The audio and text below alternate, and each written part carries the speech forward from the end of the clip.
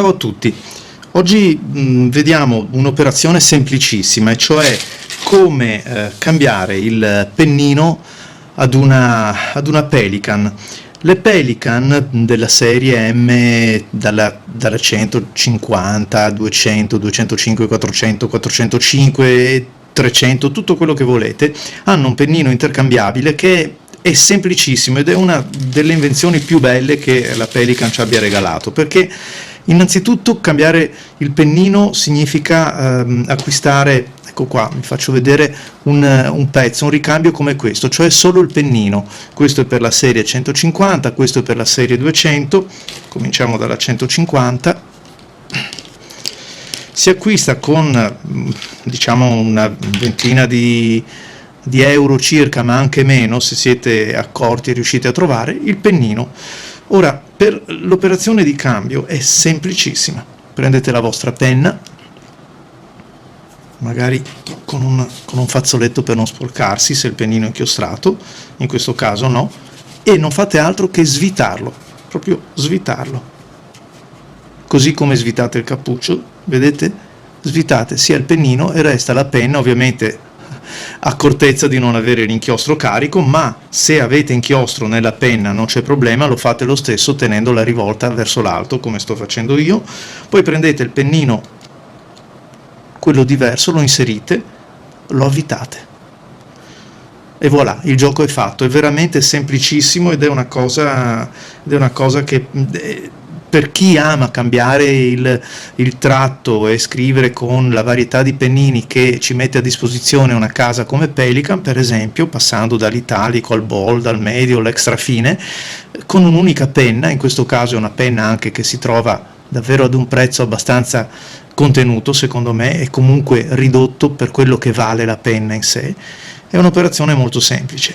Due accortezze. Allora, la prima è: sulla serie 150 ci sta solo il pennino della 150, o meglio, io posso anche avvitare il pennino della 200 perché la filettatura e l'innesto è identico, ma è un po' più lungo quello della serie 200. Quando vado a infilare il tappo, se monto il pennino della 200 o della 400, finisco per danneggiarlo quando lo chiudo. Allora, o avete l'accortezza di dargli solo mezzo giro, proprio se volete provare a farlo, benissimo, altrimenti è un'operazione che sconsiglio perché può essere che lo danneggiate.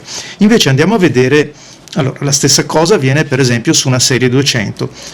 Anche in questo caso, come vedete, il pennino e il meccanismo è identico, solo che il pennino in questo caso è un pochettino più grande.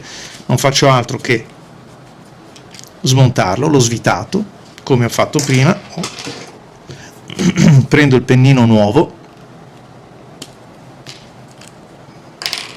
olè, e lo innesto, lo avvito, né più né meno, come mi avete visto fare. Il gioco è fatto. Ho un pennino nuovo sulla M200. Sulla M200 posso montare tranquillamente anche un pennino della 400, perché sono identici, possiamo dire, perfettamente compatibili, e potete sbizzarrirvi in una scelta di un pennino che senz'altro è migliore ed è trattato meglio rispetto a quello della serie minore. Un altro piccolo suggerimento: potete provare in questo caso, non avete alcuna difficoltà nel chiudere il tappo perché, vi ripeto, sono identici. Potete fare l'operazione inversa, cioè montare anche un pennino della serie 150, perché in questo caso, essendo più corto, il tappo ovviamente non va a confliggere con la punta del pennino. Mi direte: ma che senso ha montare un M150 su una serie 200? Ha senso nel caso abbiate un pennino di una gradazione diversa che vi piace provare, tutto là. Oppure mi piace la penna e mi piace quel pennino e li monto. Comunque Pelican assolutamente consigliate, e con questo metodo di cambio del pennino assolutamente semplice, alla portata di tutti e con una spesa anche contenuta, se mi è permesso dirlo, viva Pelican. Purtroppo a volte invece alcune case non mettono a disposizione il pennino, ma l'intera unità scrivente. Vi faccio vedere questa, per esempio, è la parte della Waterman, la parte della Waterman Expert. Se desidero cambiare il pennino da fine, extra fine o medio, mi tocca acquistare, come vedete, tutto il corpo l'unità scrivente, la parte anteriore della penna, e capirete che ha un costo davvero diverso. Capita con Aurora, capita con altre case, e non solo, diciamo, la sostituzione, anche in questo caso si tratta di avvitare e svitare. Vediamo se ce l'ho qua, la Expert, l'ho usata nel video di prima, eccola qua. Allora, questa è la penna. Se desidero cambiare il blocco scrittura non faccio altro che svitarla, tiro via quella che c'è e ci metto questa, il gioco è fatto. Certo, è ancora più semplice, devo prendere meno precauzioni, però capirete che comprare un pennino come questo significa spendere molto più di 18, di 20 euro. A volte addirittura il pezzo dell'unità scrivente costa poco meno dell'intera penna, quindi tanto vale andare a comprare la penna intera.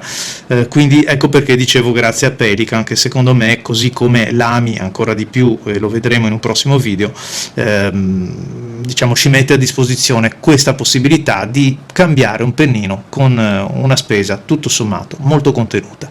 Grazie a tutti, ci vediamo ai prossimi video di Stylographic Art.